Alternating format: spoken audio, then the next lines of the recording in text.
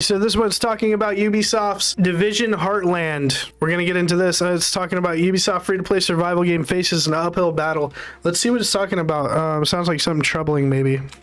Okay, so before we begin, let's take a quick quiz. What does Ghost of Tsushima, Jedi Fallen Order, and Middle-earth Shadow of Mordor all have in common? I'm going to give you a few seconds to come up with an answer.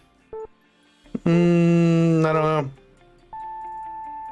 Okay, so time's up. If you answered, they were all games that were initially thought would fail and ended up absolutely destroying expectations, then you got the right answer. Assumptions, expectations, and comparisons are some of the swiftest killers in the gaming industry. Heartland is currently feeling the squeeze from all three, and it's time we talk this one out. All right.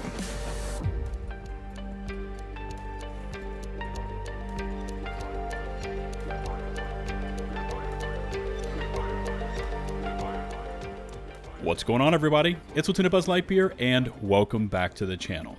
Heartland has been under the microscope ever since it was revealed back in May 2021. Immediately, 2 years ago, man. It's already been 2 years. Opinions began flying all over the social sphere, and this is one of the comments that I consistently see anytime I upload Division content. When is Heartland coming out?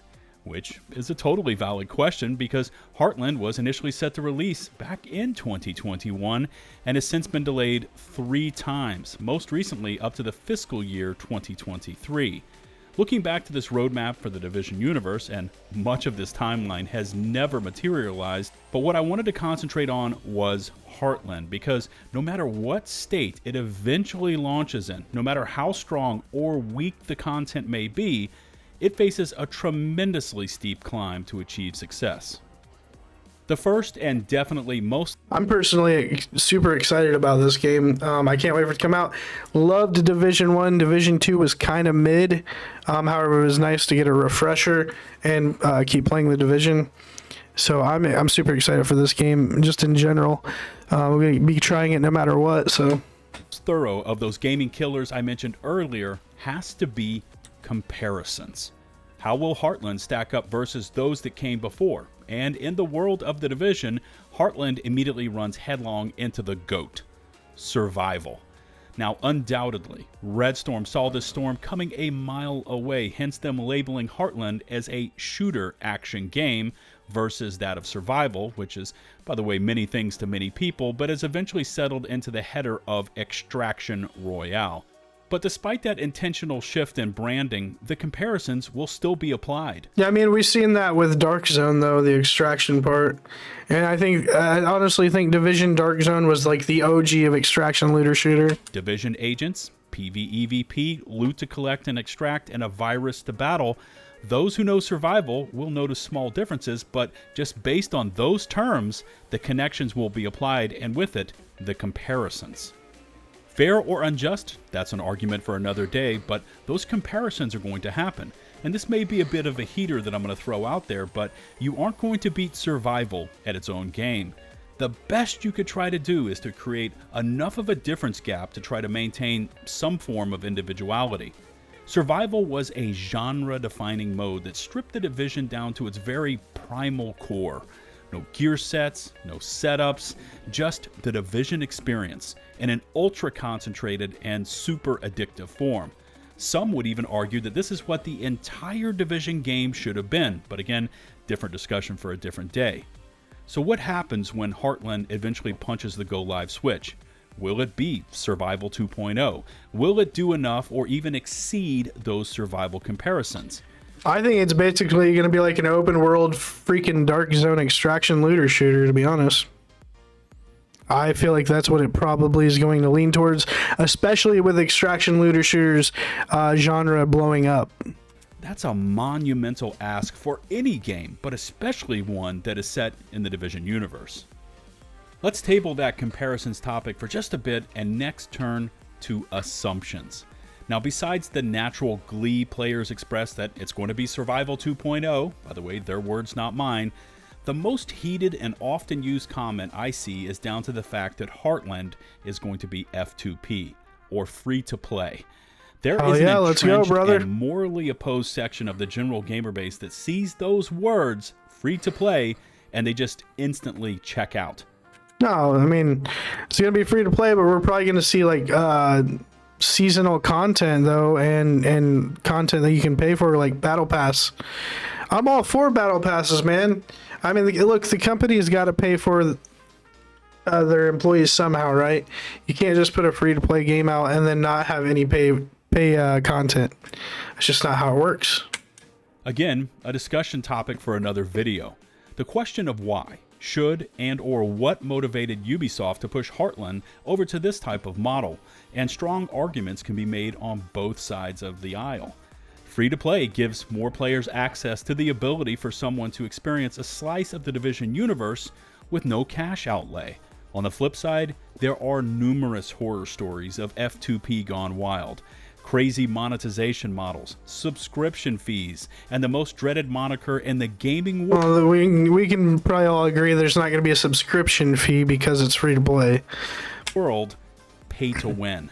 At this point, we actually, unless they're referring to like Fortnite's crew membership pass, but that's optional. You don't have to buy those things. know very little about how Heartland will attempt to monetize the game. Will it be strictly cosmetics? Will it be cosmetics and season passes to new content? Or will it just go full EA?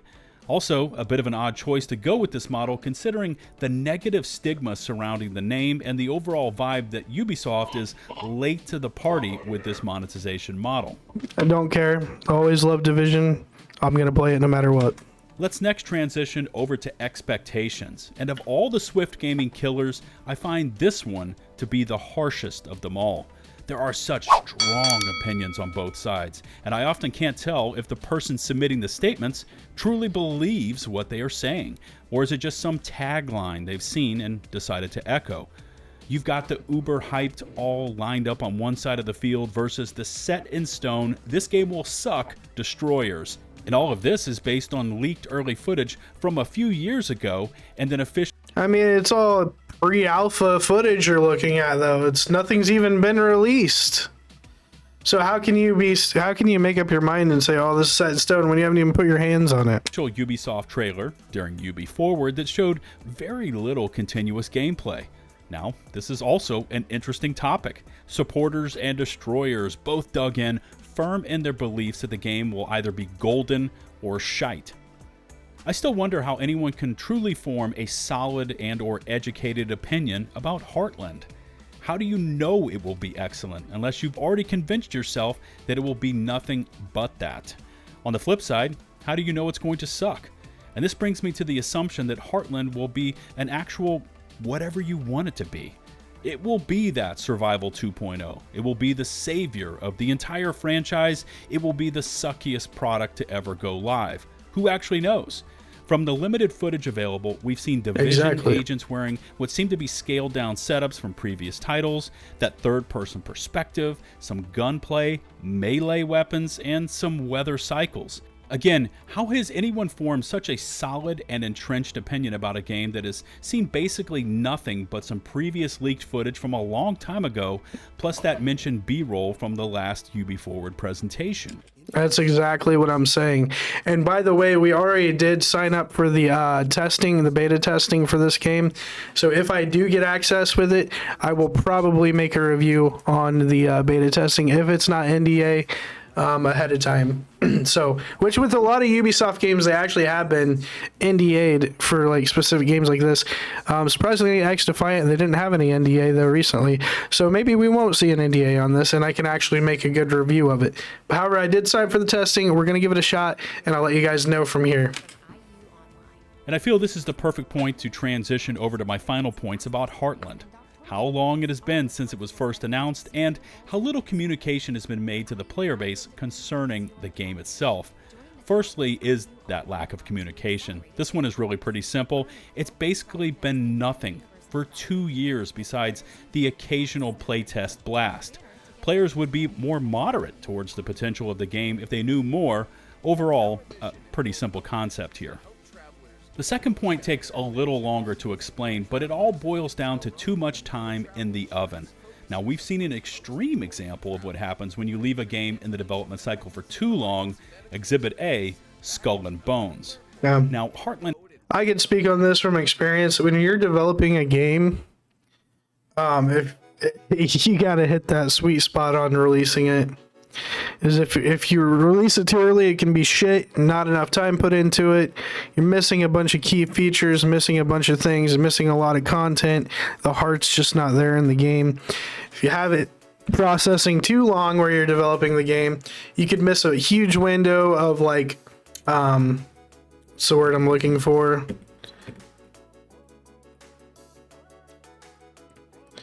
Huge window of like trending and things like that, or it just becomes irrelevant at some point, right?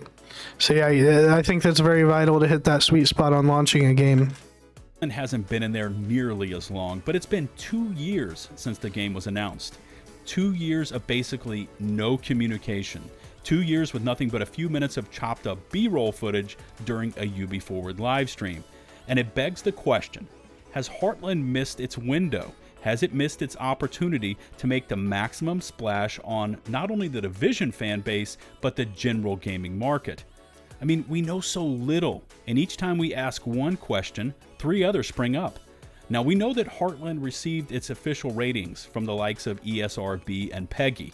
It's also been confirmed that Ubisoft will be holding their next Ubi Forward event this June. Now, the lineup hasn't been confirmed Few more yet, months, baby. I would expect Heartland to be in Dude, Heartland better be there in the June lineup. Like, for real. If you've been developing this game for the last, going on 3 years now, it better be coming out soon. Showcase lineup, at which point Come it on, needs Ubi. to make the maximum splash possible or risk further indifference.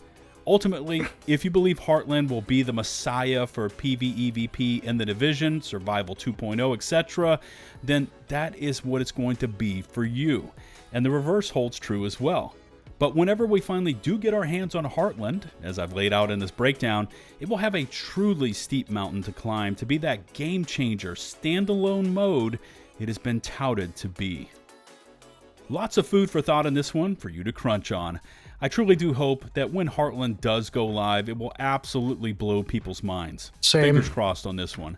If you enjoyed the video, maybe consider hitting that subscribe button and ringing the bell to receive my future upload notifications.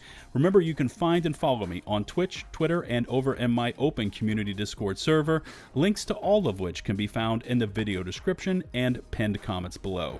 Shout out to the over 116,000 of you that have taken the leap and hit subscribe, and a special thanks as always to my patrons over on Patreon.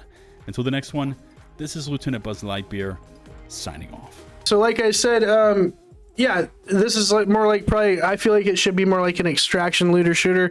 Maybe that's what they're going for, like an open world extraction looter shooter. I don't know yet. Haven't got my hands on it, but I feel like that's the direction they should take, especially with the genre blowing up the way it is. Now, do I think this game has a lot to overcome? Not necessarily, because I just like the Division in general, and looting. The loot's always good. I used to farm and grind the crap out of Division 1 just to get that special loot, you know what I mean?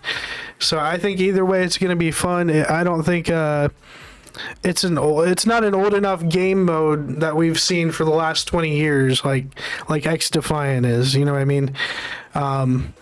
With the arena shooter type of situations. So I don't think it has a huge mountain to climb or overconquer with its audience. However, I just want it to be a decent and good game, right? Hey guys, if you like the video, make sure you head over to the page, hit that like button, scroll over, smash that subscribe, and hit that bell icon to get notified for future video drops, and I will see you guys on the next one. Thanks for watching.